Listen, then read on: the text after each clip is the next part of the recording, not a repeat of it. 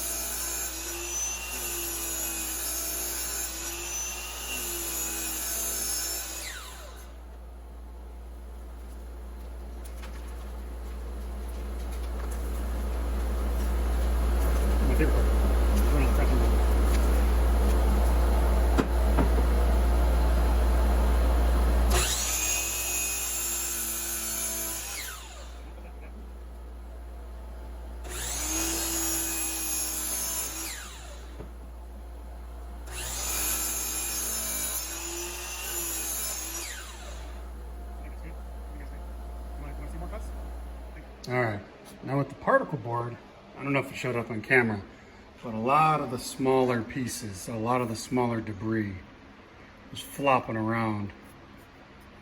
I say smaller, just focus, there it is. Big chunks. That's not getting sucked up. All the really, really fine stuff, you know, stuff like that. All that stuff's getting sucked in pretty well.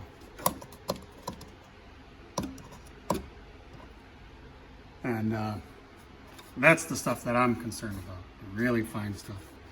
It gets trapped back there. You know, a little bit up front here, that's not the end of the world for me, because I'm just gonna unhook one of these and suck it all up when I'm done. Back here, on both sides, you can see when I was cutting really aggressive, especially on the particle board, it was shooting all over the place when I was cutting it vertical. And yeah, I don't recommend that if you can avoid it.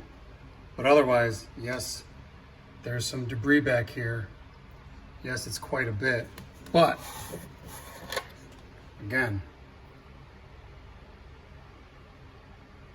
focus. It's all heavy debris, heavy sawdust, not the super fine stuff that's gonna give you cancer in 25 years. This stuff is easy to clean up.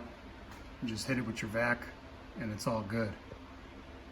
But anyways, for 20 bucks, this thing 3D printed, free file, very well worth the money. And if you guys have any questions or comments, leave them below. I'll try to answer them if I can. And you know, this is the internet, so you get what you get sometimes. If you like what you saw, hit that like button. If you don't like what you saw, hit that like button. Thanks, guys.